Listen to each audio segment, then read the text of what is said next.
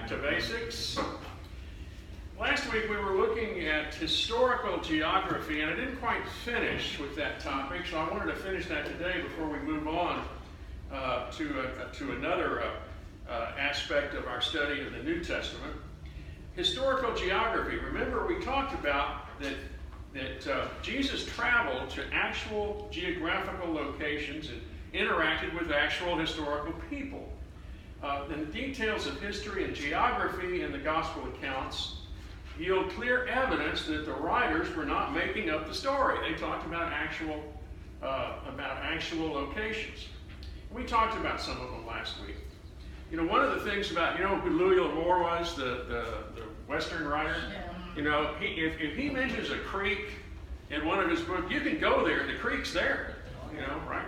And it's the same way with the New Testament. Now, where we left off last week, we had talked about the battle of, or the plain of Megiddo, where the battle of Armageddon is supposedly going to take place. But I want to look at some of Jesus' surroundings as he is conducting his ministry, because there are some well-known incidents in his ministry that have particular significance because of their geographic location. We talked about the widow's son of Nain, that sort of thing. Now, a lot of times Jesus took his surroundings into account. For example, if you look in Matthew 16, beginning at the 13th verse, we find Jesus and his disciples in the region of Caesarea Philippi. He's not in the city, he's out in the countryside, in the region of Caesarea Philippi. Caesarea Philippi is way up here. That was probably as far north as Jesus ever got during his travels that we know of. And there just so happens to be a mountain there, and the mountain is called Mount Hermon. And it's 9,000 feet in elevation. For that area, it's a tall mountain. And it's rock. I mean heavy-duty rock. So if you see in Matthew the 16th chapter, beginning at the 13th verse, when Jesus came to the region of Caesarea Philippi, he asked his disciples, "Who do people say that the Son of Man is?" Well, you're familiar with this passage. I know you are. And they replied, "Some say John the Baptist, others say Elijah, still others Jeremiah or one of the prophets. But what about you? What do you say? Who do you say that I am?" Simon Peter answered, "You are the Christ, the Son of the living God." Peter's good confession, right? That's still the basis for commitment to Jesus Christ, is that good confession to this day. And what Jesus replies, he says, "Blessed are you, Simon, son of Jonah, for this was not revealed to you by man, but by my Father in heaven. And I tell you that you are Peter, and on this rock I will build my church, and the gates of Hades will not overcome it." Upon this rock, he's standing beneath a huge rock, right? Mount Hermon. So he says, "Upon this rock I will build my church." Now, Peter's name, Simon Peter, his name was actually meant pebble. But he talks about this confession as being a rock, bedrock. And so, because of the surroundings, it had particular emphasis. The difference between Petros and Petra, a little play on words. He goes on to say, I will build my church. Upon this rock I will build my church, and the gates of Hades will not overcome it. Upon this rock, that is the rock of his confession, right? And the gates of Hades will not overcome it. You know what the gates of Hades meant back in those days?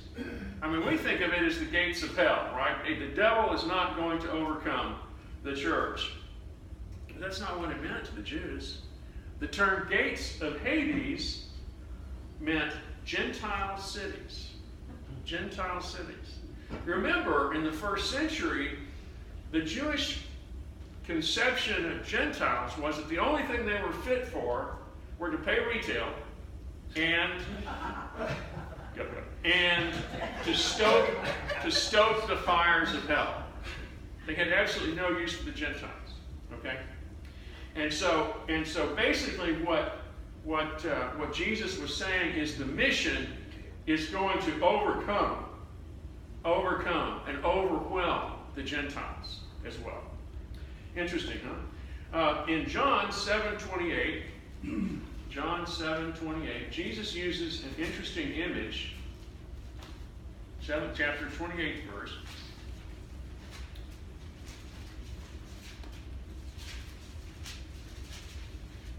Uh, 7:38, sorry, 7:38. Yeah, that makes more sense, yeah. He says, on the last and greatest day of the feast, Jesus stood and said in a loud voice, if a man is thirsty, let him come to me and drink.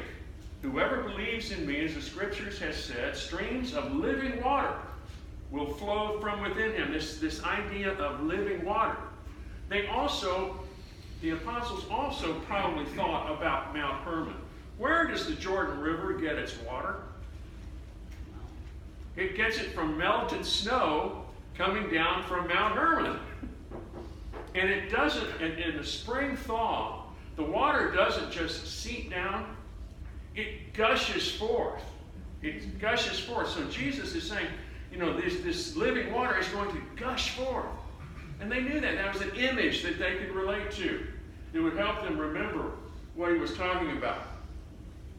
Now from Capernaum, the city of Capernaum, which was up here on the north edge of the Sea of Galilee, you have a great view of a number of cities that are near or around the Sea of Galilee. And in Matthew, if you look in Matthew, the 5th chapter, this is at the beginning of the Sermon on the Mount, Jesus is out in the countryside in the area of Capernaum, and he says, he's taking into consideration his surroundings, he says, you are the light of the world. A city on a hill cannot be hidden. I can see him gesturing to the cities on the hills around the Sea of Galilee. City on a hill could not be hidden. And he goes on to talk about, neither do people light a lamp and put it under a bowl. And so he's using his surroundings to give them object lessons. Why? Well, they could understand it, and they would remember it. They would remember it. John 1:11 says, he came unto his own, and his own received him not. Well, there's some interesting towns that Jesus visited. Of course, most of the towns, almost exclusively, consisted of Orthodox, devout Jews. Capernaum, Chorazin, Bethsaida, Gennesaret, Cana, Nazareth were all towns that he visited that had a conservative, solid, Orthodox, devout approach to their relationship with God. There's no record of Jesus going to the larger cities, populated mostly by Hellenized Jews. You know what Hellenized Jews were? They were the more progressive, shall we say. They were influenced greatly by the Greek culture. They were social Jews more than practicing, committed, devout Jews. You didn't even go to those cities. You did? New York Jews. New York Jews. Some. And so, and we'll talk about some of these cities later. And I want to talk about a miracle which occurred, a strange miracle that happened at the Sea of Galilee. Look at Matthew 17. You're going to like this. I think I alluded to it last week.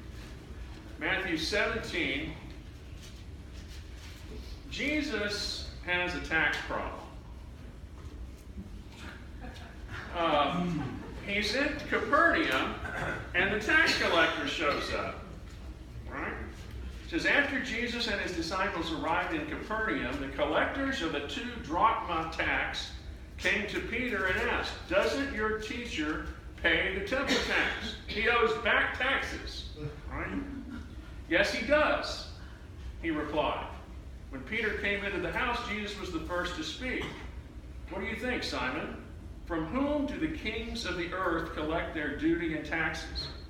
From their own sons or from others? From others, Peter answered. Then the sons are exempt. Let's stop right there. You know what they say? I don't know. I guess maybe it was. I'm not sure who it was, but it's been said that the reason socialism doesn't work is because sooner or later you run out of other people's money. That's kind of what Jesus is mentioning here. They exempt their sons, but they tax everybody else. These rules are for not for us, they're for you, right? I just find that really interesting that we still see that today. But Jesus says, but so that we may not offend them, go to the lake, that's the Sea of Galilee, go to the lake and throw out your line, take the first fish you catch, open its mouth, and you will find a 4 drachma coin. Take it and give it to them for my tax and yours. Has anybody ever volunteered to pay your taxes for you? Right? No. So that's what happens, right? Well, let me tell you about fish.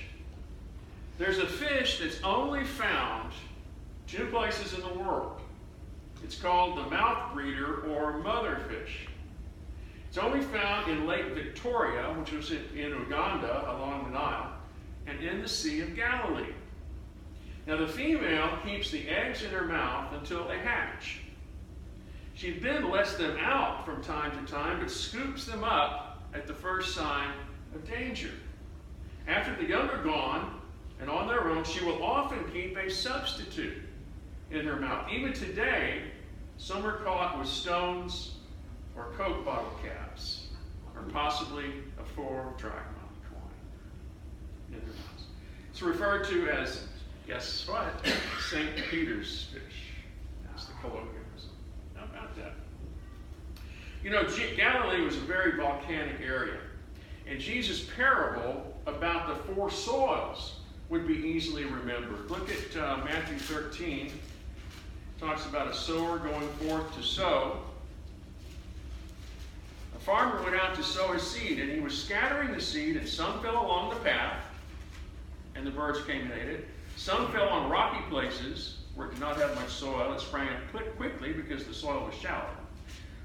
When the sun came up, the plants were scorched, and they withered because they had no root. Other seed fell among the thorns. Still other seed fell on good soil. He's talking to them in terms and using examples that they can easily understand just because of the geography, just because of the type of land where they were walking. One more, Matthew 23, 27, and 28. I like this. Matthew 23, 27, 28. He's talking. This is the last week of his life. He's at the temple. He's talking to the Jewish leaders when he says, woe to you. Woe to you, teachers of the law and Pharisees, you hypocrites. You are like whitewashed tombs, which look beautiful on the outside, but on the inside are full of dead men's bones and everything unclean. You know what the view from the southern side of the temple was? The cemetery, up on the hill. And the chalk white tombstones clearly visible.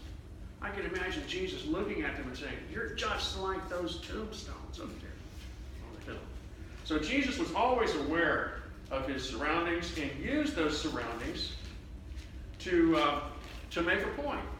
To make a point, and also to help them remember what he said. Now, they needed all the help they could get, of course, and so consequently he also promised them the Holy Spirit that would remind him of everything that he said.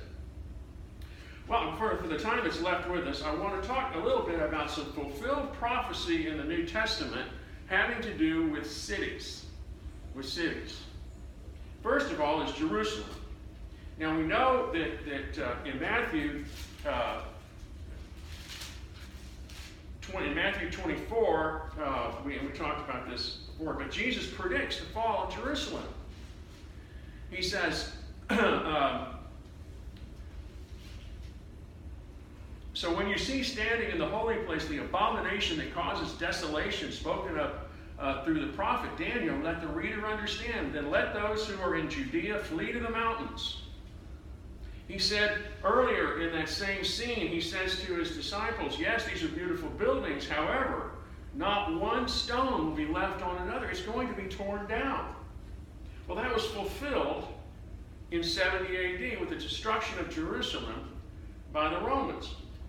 Now, I did a little research. I looked in Josephus, the historian's account of the fall of Jerusalem. And he goes into a lot of detail. If you're interested in what he actually had to say, everything he had to say, you can Google it. He's a Josephus' description of the fall of Jerusalem, and you get all sorts of information. And I gleaned a little bit out of it. Now, there's two things that I want this. By the way, if you read through this, the one I did, whoever published it gives you bullet points on each section of Josephus' writings that fulfilled prophecy. And I only want to show two. One, the first, if you look at Matthew 24, the 15th verse, we just looked at that. So when you see, flee, when you see standing in the holy place the abomination that causes desolation spoken of through the prophet Daniel, then let those who are in Judea flee to the mountains. Let no one on the roof of his house go down to take anything out of the house. Let no one in the field go back to get his cloak. In other words, get out of town and don't tarry when you see these things happen. Well, the general Cestius, the Roman general Cestius, had surrounded Jerusalem. It was held under siege for 7 years. The people were starving. It was a terrible, terrible thing, but they refused to surrender. And here's what Josephus said. It then happened that Cestius was not conscious either how the besieged despaired of success, nor how courageous the people were for him. And he's saying, I don't understand why we haven't beaten these people yet. That's what he's saying. And so he recalled his soldiers from the place, and by despairing of any expectation of taking it, without having received any disgrace, he retired from the city without any reason in the world. It says he left. He lifted the siege. And guess what happened as a result of that? Christians got out of town. Josephus goes on to say later in the destruction of Jerusalem, no Christians were killed during the destruction of Jerusalem because they had all gotten out of town in response to what Jesus said. We have fulfilled prophecy here in Jerusalem. One more I want to read to you the Josephus' description of the actual destruction. He said, yet was the misery itself more terrible than this disorder, for one would have thought that the hill itself on which the temple stood was seething hot, as full of fire on every part of it, that the blood was larger in quantity than the fire, and those that were slain more in number than those that slew them. For the ground did nowhere appear visible for the dead bodies that lay on it. But the soldiers went over the heaps of these bodies as they ran upon such as fled from them. And he goes on and on to talk about the destruction and how they took it apart. In another passage, he says, when Titus got there, the emperor Titus got there, his soldiers, he said, were weary of killing. They didn't want to kill anymore simply because they were tired. There's other passages in Josephus that talk about the blood flowing in the rivers. I mean, the conflagration was incredible. The destruction was total. The bloodshed was immense. I mean, be careful when you say something like, let his death be on our heads and our children's heads, as the religious leaders said to Pilate. God takes that very, very, very seriously. Okay, so much for the destruction of Jerusalem. Chorazin and Bethsaida. These are two cities that rejected him. And he said, it will be better on the day of judgment for Tyre and Sidon, who had also rejected him, by the way, than it will be for you. And here's what happened to Chorazin and Bethsaida, and Capernaum for that matter. An earthquake destroyed Capernaum about 400 AD, and most believe Chorazin and Bethsaida perished at the same time because they were all very close together. There's Chorazin, Capernaum, and Bethsaida. They're all in the same general area, and so would not be, we would assume that all three cities were destroyed by the earthquake. In 700 AD, an attempt was made by King Albinid of Syria to build a winter palace on the site of Bethsaida. Now, evidently, Bethsaida had a beautiful view, beachfront property, right? It had a beautiful view of the Sea of Galilee. So this king in Syria decided he wanted to build a summer palace there. Unfortunately, the king died before the palace was completed. Never got rebuilt. And to this day, nothing exists there. Capernaum, in Matthew 11:23, talk about Capernaum. Jesus spent a lot of time in Capernaum, and I think it was discouraging to him that here he performed miracles, he stayed there, he knew some of the people there, and yet they still rejected him. He says, "Woe to you, Chorazin! Woe to you, Bethsaida! If the miracles that were performed in you had been performed in Tyre and Sidon, they would have repented long ago in sackcloth and ashes. But I tell you, it would be more bearable for Tyre and Sidon on the day of judgment than for you. And you, Capernaum, will you be lifted up to the skies? No, you will go down to the depths. If the miracles that were performed in you had been performed in Sodom, it would have remained to this day. But I tell you that it will be more bearable for Sodom on the day of judgment than for you." Sodom was a pretty bad place, right? It's as were the other cities of the plain, and yet he says Capernaum was worse than that. Worse than that. Rejection of the Son of Man has consequences. So is that what he's referring to, David, there? That where the mighty works done in you, the miracles that he performed there in Capernaum, in which resulted in believers. Is that what he's saying? That if the works done here in you would have been done in some. Yes, if I had performed these miracles in Sodom, some believers they would have repented. Yeah, they would have repented. Same way with Tyre and Sidon, which were Gentiles. Okay, so he says, rejecting the Son of Man has consequences. Now, as I said, the Capernaum was destroyed by this earthquake, and there was an attempt made to restore the synagogue. But, like Alba did, the architect died suddenly and the project was never completed. Tel Hum, which is basically a mound, is all that remains, and it covers a mass of ruins, and that's it. Never was rebuilt. Tiberias, on the other hand, Tiberias is the city down here on the Sea of Galilee. No condemnation, no word of judgment was spoken against her by Jesus. None. And though the city has been partly destroyed several times, it's always been rebuilt and is still there today. How about some Jewish culture as far as the New Testament is concerned? I found this really, really interesting. If you look at Luke 7, the 36th verse, there's an interesting scene which occurs. Luke 7, beginning at 36. Jesus is in the house of a Pharisee.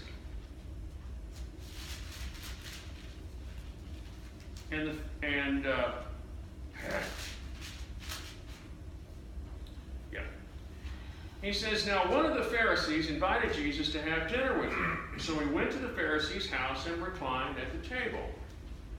Jesus would have dinner with anybody. Anybody. Because when a woman who had lived a sinful life in that town learned that Jesus was eating at the Pharisee's house, she brought an alabaster jar of perfume And as she stood behind him at his feet weeping, she began to wet his feet with her tears. That sounds... Haven't you always thought that passage sounded kind of bizarre? I mean, how many tears could you get to wash someone's feet? Well, it's interesting because weeping was an important part of Jewish life, to the extent that professional mourners were often hired for funerals. Many Jews, and we can find these in museums all over the place, many Jews had tear vases in which they collected and saved their tears of grief. So the suggestion is this woman was pouring her tears from her tear vase. Here's her accumulated grief that manifested itself in tears in a vase. She was pouring on Jesus' feet to use.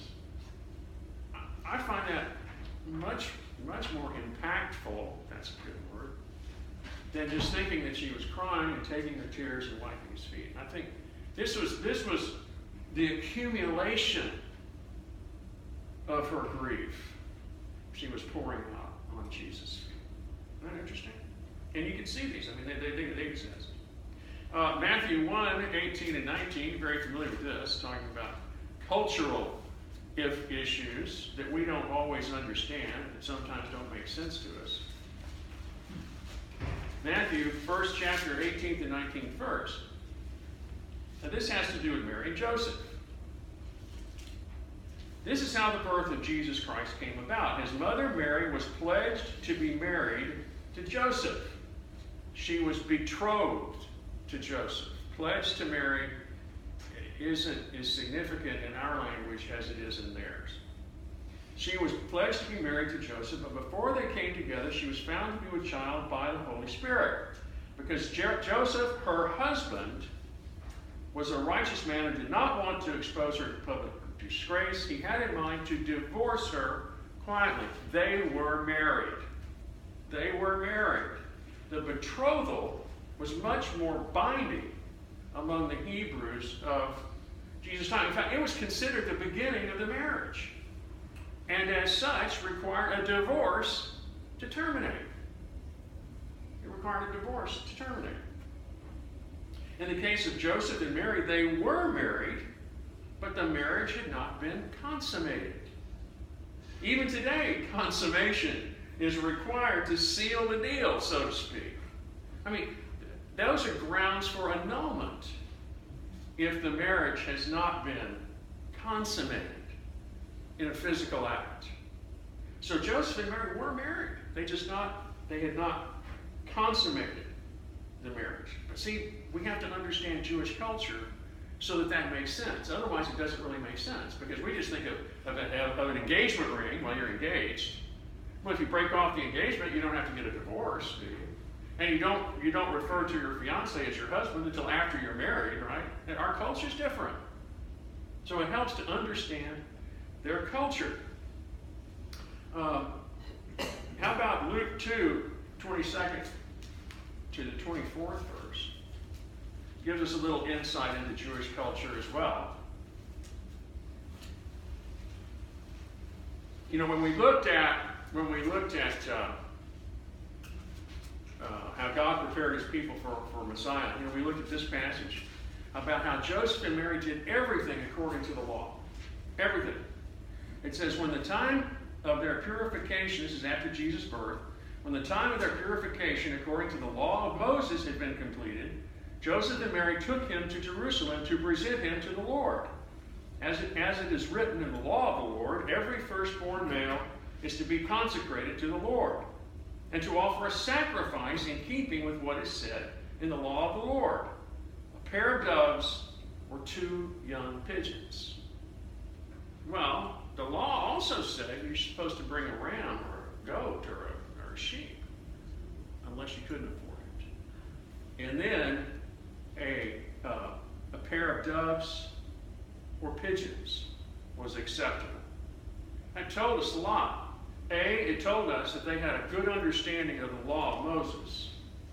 Even though they were poor, and lived in an obscure town, they still understood what was required of them. And number two, it tells us that they were not wealthy. They were among the poor in the land. And then also there's the Jewish laws of purity. If you look at Mark, and we'll probably stop here. Look at Mark, the 5th chapter, beginning at the 24th verse. Matthew,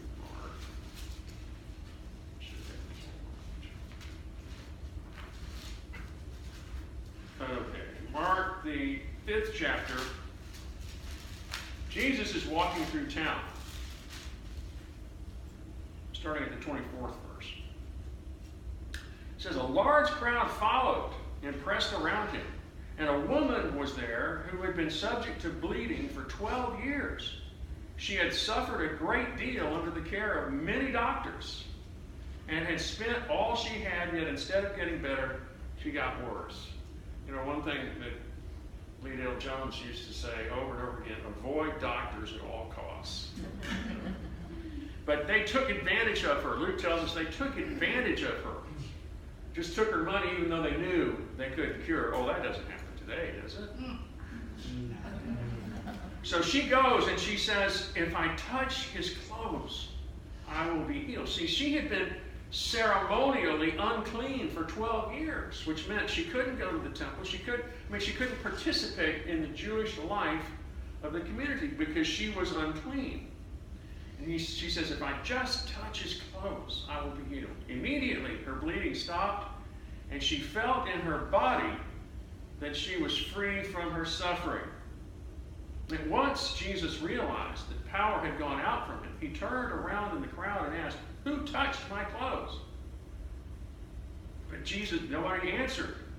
But Jesus kept looking around to see. Then the woman, knowing what had happened to her, came and fell at his feet, and trembling with fear, told him the whole truth. Why was she trembling with fear? I mean, she's a wonderful thing has just been happening. It's just happened to her, right? She's been healed. She's been cleansed, if you will. She should be joyful that her faith was rewarded. And yet it says she was trembling with fear.